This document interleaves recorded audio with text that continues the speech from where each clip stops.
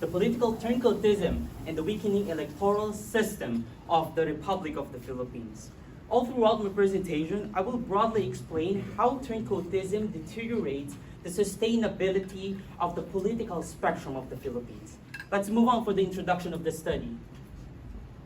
According to Cecilia Leroy's book entitled The Radical Right, The Politics of Hate on the Margins of Global Capital, quote, Philippine political parties are little more than rotating clubs of elites that form and reform around particular candidates every election, close quote. This has been the modus operandi of many Filipino politicians to side on which political party has the power or simply the person who sits in the executive office in the Malacanang Palace, the presidency itself. But let us remember, what is turncoatism? Is it even an American term? Is it even an American word? For the information of the Filipino public right now, turncoatism in Tagalog term, it is called balimbingan or balimbingan sa politika. But in accordance to Senior Deputy Speaker of the 19th Congress, Representative Gloria Macapagal Arroyo, the turncoatism simply defines as, quote, convenient changing of a political party based on the rise and fall of the highest elected leader of the country, close quote. I have 3 findings of the study on how turncoatism weakens the political and democratic sustainability of the Philippines. First off, turncoatism, a danger to the Philippine electoral party system. In the ideology or in the reality, political parties are merely a type of a theatrical prop. They don't really follow on what the ideology of their political party is. It is always the personality and a combination of political machinery that defines on which side they will always affiliate with. They will always side on which political party or which person has the moral authority or the higher chance of getting them to obtain the desired political position, whether we're talking about in a local or national position. Moving forward for the second findings of the study, Philippines, a personality-centered politics. During the 2017 State of the Nation address of former President Rodrigo Roa Duterte, he admitted that, quote, the Philippine idea of government is parochial, clan loyalties as well as loyalty to friends and co-workers that no one wanted to be a snitch. President Duterte admitted that this type of system has long prevailed in the political system that reduces our free and fair election. Now, on the third finding of the study, political alignment during the rise and fall of the highest personality. Let's see what will be the evidence being shown in here.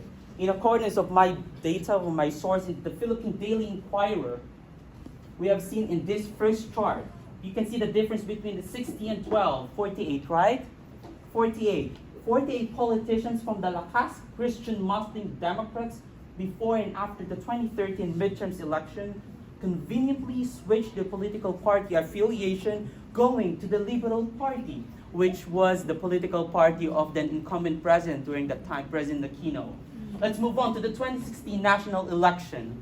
2016 national election, we have 1 from the Lakas Christian Muslim Democrats, 2 from the Nationalist People's Coalition, 2 from the Nationalista Party, 5 from the Liberal Party, switched conveniently their political parties going to the incumbent president during 2016, whom we know, President Rodrigo Roa Duterte, on his political party, which is the Partido Democrático Filipino. And therefore, this is the effect of why the electoral system is weakened in the Philippines and democratic sustainability is reduced. Now, we have presented the problem of the study. Now, what will be the recommendation of it? My recommendation is the sustainability of political stability and the institutionalization of the House Bill 488. So what is the House Bill 488? House Bill 488 was proposed by Representative Gloria Macapagal Arroyo to have a sustainable solution to reduce political turncoats.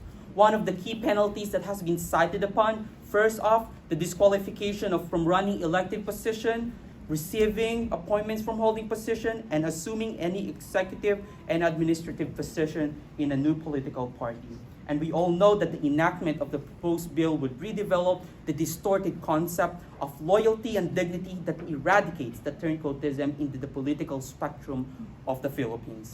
Now the question is, what is the status of the bill? The status of the bill currently It has been prepared last June 30th last year, approved for the first reading last July 26th, approved as of November 26th for the Committee on Action, but up until today, as of yesterday, as I checked their website, it's still pending on the second reading of it.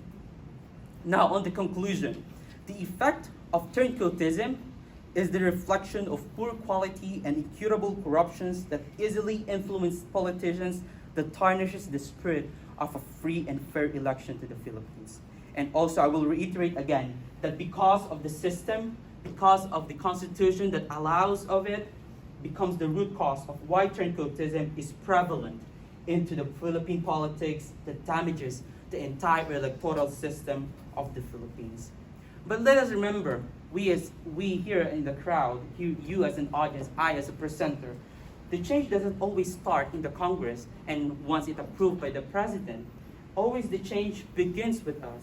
It is in our veins, our bloods, and in our minds that we can do something better. We as a student here in BYU Hawaii, we are trained to become an agent for change, to become a genuine goal of our individual countries.